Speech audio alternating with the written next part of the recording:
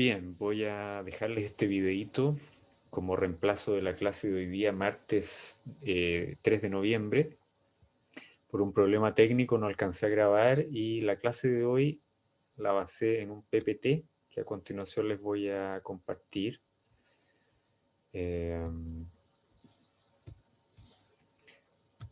Quería hablarles hoy día de biodiversidad y de la relación de la biodiversidad con la diversidad cultural.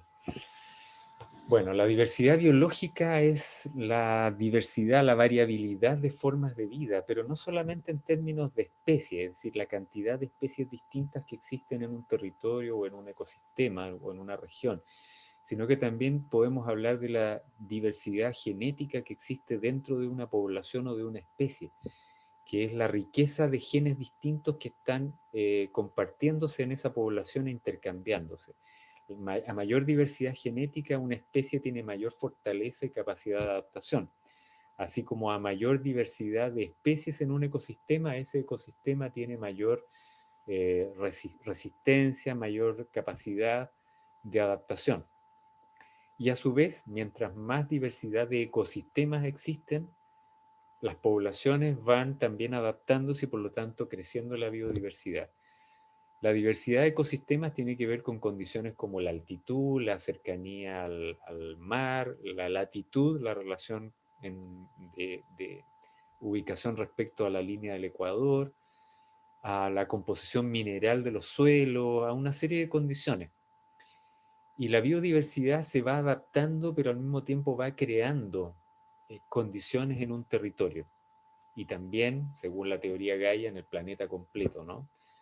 Aquí hay una fotito de una de mis subidas al Cerro Cotún, donde aparece en uno de los años buenos, con un poquito más de lluvia, cómo van creciendo especies que durante muchos años no son posibles de ver, como estos helechos, que requieren mucha humedad para crecer.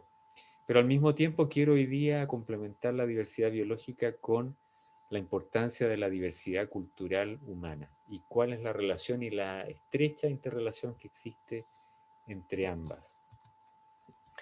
Bueno, primero quiero hacer un pequeño repaso de el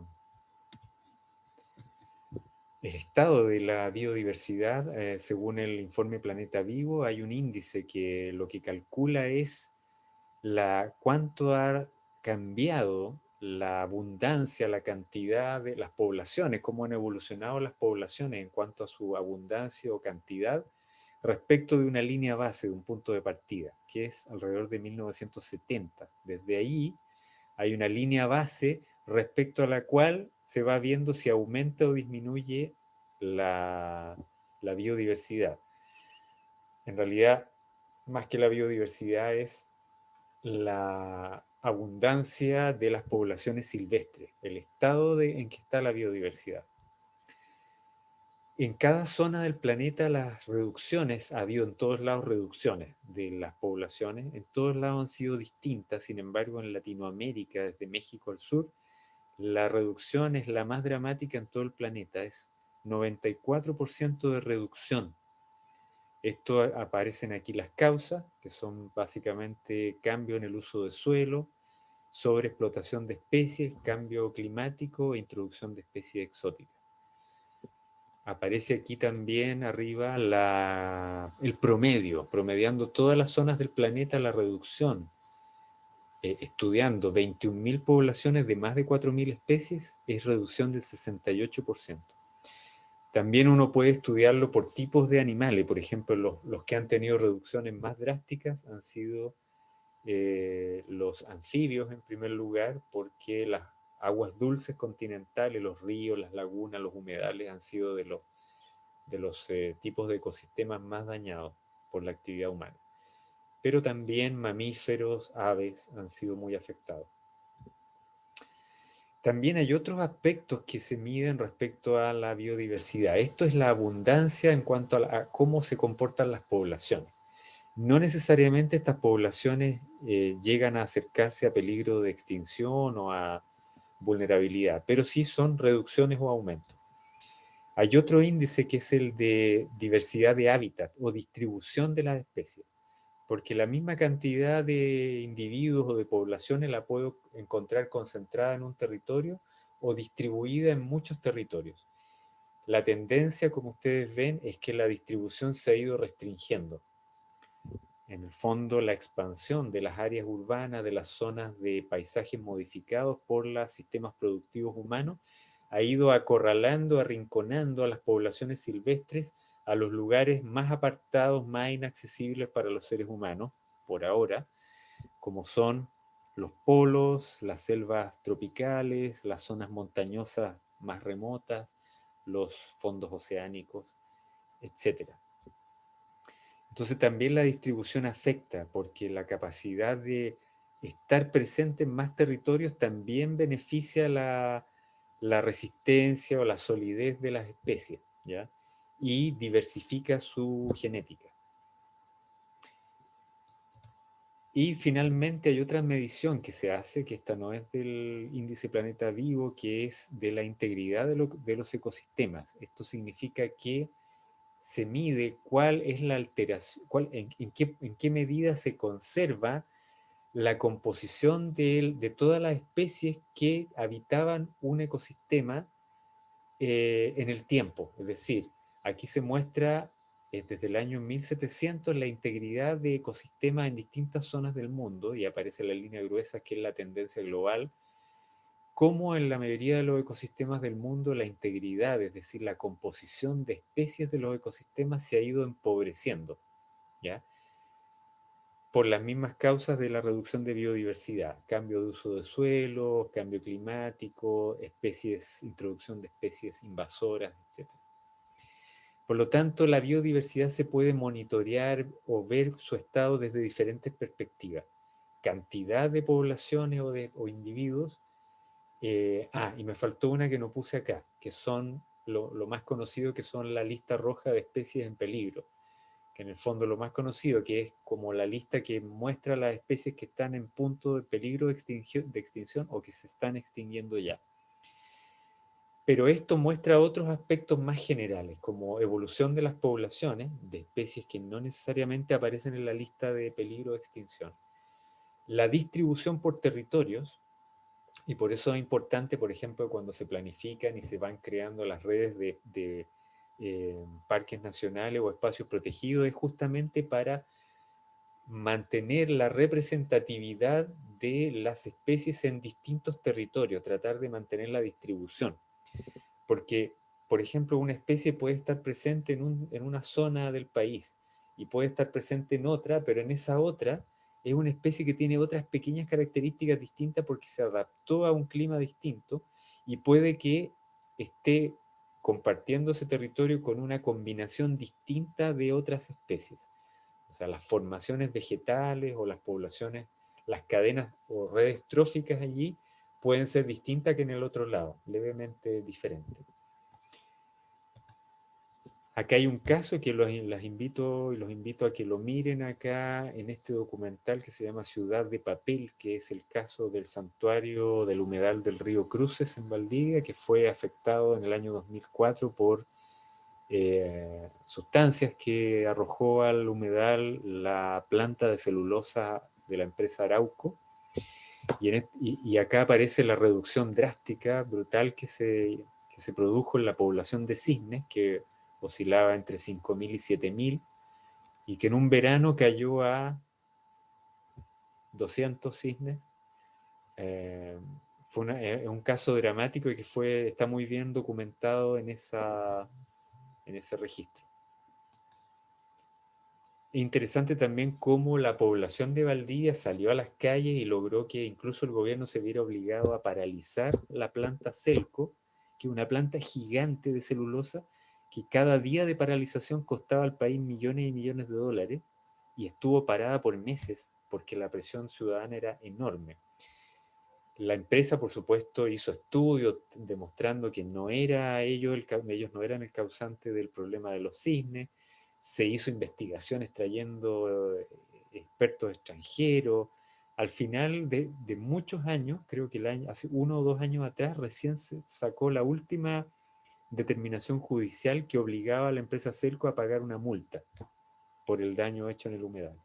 Y hay que decir también que ese humedal es un humedal muy importante a nivel latinoamericano.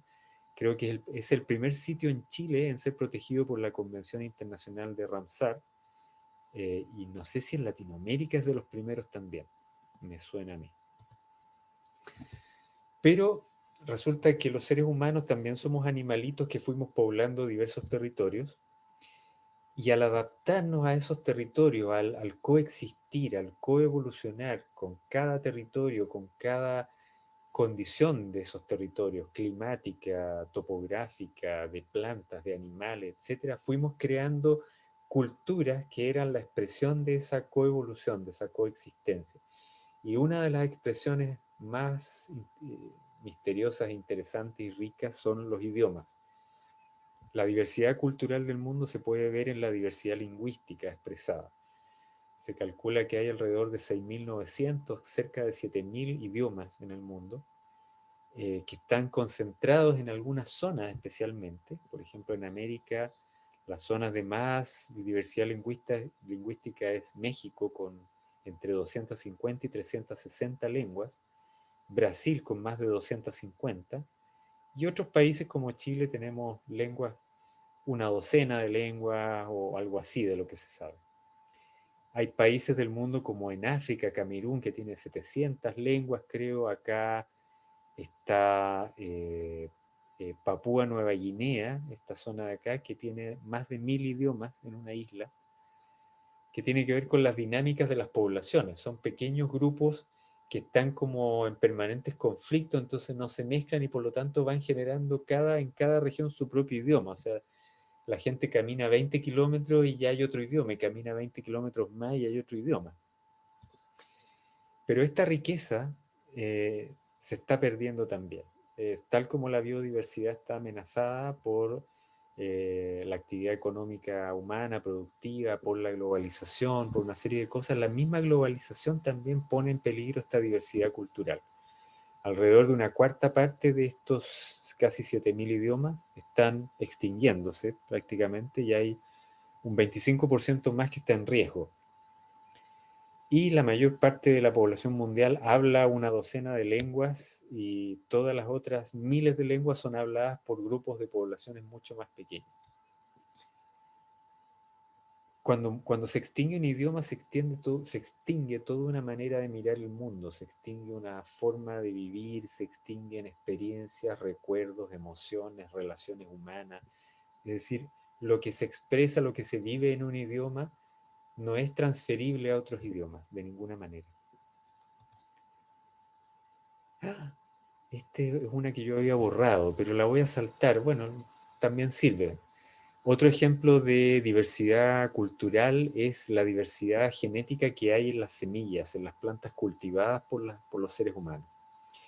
Durante miles de años, muchas generaciones de campesinos y campesinas, especialmente mujeres, como guardadoras de semillas, han ido adaptando y seleccionando las mejores características de mucha cantidad de especies de plantas comestibles para que se adapten o tengan las mejores características para el consumo humano.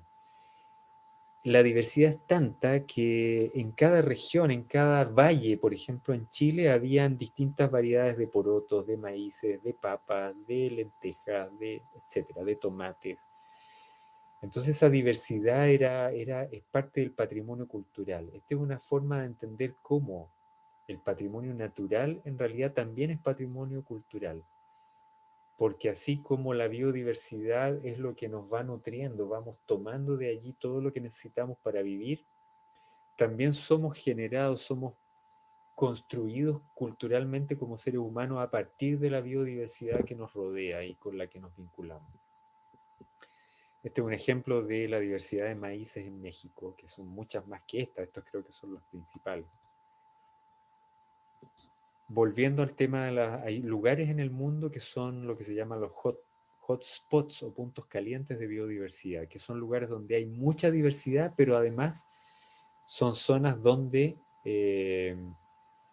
se considera prioritario hacer la conservación de la biodiversidad que hay.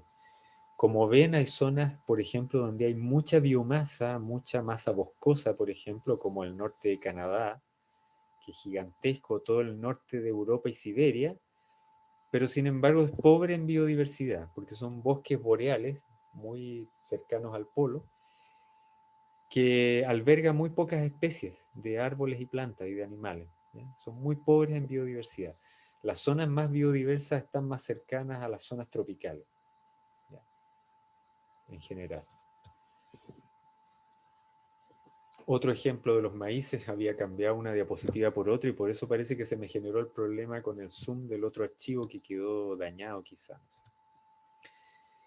Y este es un punto importante, justamente como para volver y pensar qué se entiende por desarrollo sostenible o sustentable y cómo eso tiene que ver con la biodiversidad. La definición convencional aceptada mayoritariamente de desarrollo sostenible es que es un tipo de desarrollo que permite satisfacer las necesidades de todas las personas vivas hoy día, pero también permitir o sin quitarle la oportunidad a las futuras generaciones de que satisfagan las suyas propias. Es decir, es una satisfacción de las necesidades humanas en forma permanente, ¿ya? Sin embargo, el esquema que se usa para representar esto, que es este que está aquí arriba, el de sociedad, medio ambiente y economía, es un poquito mentiroso porque plantea como que los tres pilares, ¿no es cierto?, de este desarrollo son igualmente importantes o tienen la misma categoría. Pero eso no es real, porque en realidad las sociedades humanas somos una especie de 10 millones de especies que habitamos la biosfera. Por lo tanto, no es que el medio ambiente o la biosfera tenga la misma categoría que lo social. En realidad, la biosfera puede existir sin nosotros, pero nosotros no podemos existir sin la biosfera. Por lo tanto, hay una jerarquía, ¿ya? Es decir, no podemos tener una sociedad sustentable sin que se mantengan las funciones y la salud y la vitalidad de la biosfera.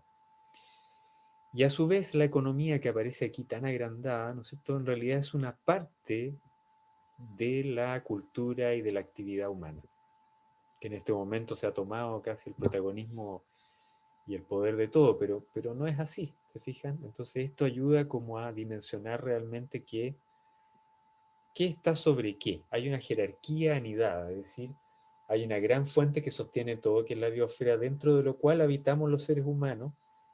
Estamos ocupando demasiado territorio, eso sí, que es lo que estábamos viendo con la huella ecológica, y a su vez la economía es una parte de la sociedad humana. ¿Qué es lo que tenemos que conseguir para poder ser sostenible, para poder tener una cultura y una forma de vida sostenible, más que un desarrollo sostenible, ¿no? Dejando un poco de lado la identificación que siempre se hace entre desarrollo y crecimiento? Es que volvamos a tener una cultura humana que se enlace con el territorio y con la biodiversidad, en esta forma de coparticipación, de coevolución que explicábamos que tenían las culturas tradicionales, ¿ya? Habíamos visto que las culturas tradicionales tenían, a través de su coevolución, de su vida en los territorios, iban modificándolos también, ¿ya? Hoy día vemos, por ejemplo, la selva amazónica, o un ejemplo muy interesante, cuando los ingleses llegaron a Australia. Australia estaba poblada por 40.000 años con varios, cientos de pueblos, como los que ustedes vieron en la película La Belle Verte, ¿no? Y para los ingleses estos pueblos parecían que vivían en la edad de piedra, no tenían casas, no conocían el metal, y por lo tanto pensaron, estos no pueden haber modificado el paisaje, así que este es el paisaje natural de Australia, el que estamos viendo, y bueno, siempre ha sido así.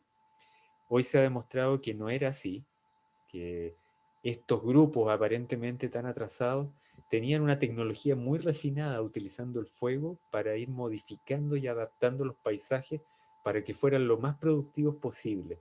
Y por lo tanto ellos podían ir y cosechar lo que necesitaban, pero esta modificación a su vez también era beneficiosa para el resto de las especies de los ecosistemas. Por lo tanto, su tecnología en realidad era más avanzada que la nuestra. Nosotros no estamos pudiendo todavía hacer eso. Y entonces, ¿qué es lo que tenemos que preservar? ¿Qué es lo que estamos preservando cuando preservamos esta gran fuente sobre la que estamos todos recostados? Necesitamos que la biosfera siga pudiendo cumplir estas funciones que son lo que nosotros necesitamos como seres humanos, ¿no? Bueno, y otras especies también. Funciones de aprovisionamiento, ¿no es cierto?, de los ecosistemas, sacamos los alimentos, y no solo porque los cultivemos, o sea, hay muchos que son cultivados y aún así, sin, o sea, hay muchas millones de seres humanos que todavía viven de los alimentos que cosechan de los ambientes silvestres, de la caza, de la pesca, de la recolección de hongos, de flores, de todo tipo de cosas comestibles. En Chile, por ejemplo, los pehuenches que viven todavía de la recolección del pehuen, de la semilla del pehuen. Materias primas, recursos medicinales, agua potable, pero también están todos estos que son de regulación, que son los que permiten que se mantengan los equilibrios globales y en cada ecosistema, de agua, de suelo, de aire, de control de plagas, de poblaciones, moderación de los eventos extremos y polinización. Y estos son de sostenimiento, ciclo de nutrientes, fotosíntesis, formación del suelo. Son como cosas que forman parte de la estructura de los ecosistemas y que permite que toda la cadena o la red trófica pueda mantenerse en funcionamiento. Y fíjense que aquí aparecen también servicios o sistemas de soporte para los humanos culturales, como la salud física y mental, de la que dependemos absolutamente de las plantas y de los lugares naturales. La recreación, los valores estéticos, valores espirituales y religiosos. Necesitamos crear culturas que nos hagan prosperar, pero al mismo tiempo asegurando la prosperidad de todas las otras especies para que podamos seguir contando con este conjunto de beneficios o cosas que estos pueblos tradicionales de Australia o del Amazonas o del sur de Chile o de tantos lugares gozaron por siglos o por milenios y que nosotros estamos viendo desaparecer de una manera acelerada. Eso es lo que tenía para compartir hoy. Entonces cierro diciendo que el jueves vamos a volver a la vigilia de noticias. El martes próximo, que es 10 de noviembre, vamos a comentar la película Comprar, Tirar, Comprar para que no dejen de verla y comentarla en su bitácora. Y la nota siguiente, que es la bitácora 2, queda para el 19 de noviembre. ¿Ah? Vamos a usar una pauta parecida y vamos a ir conversando para que ustedes puedan llegar bien a esa evaluación. Nos vemos entonces y les dejo esta grabación con todos mis deseos de que se encuentren súper bien.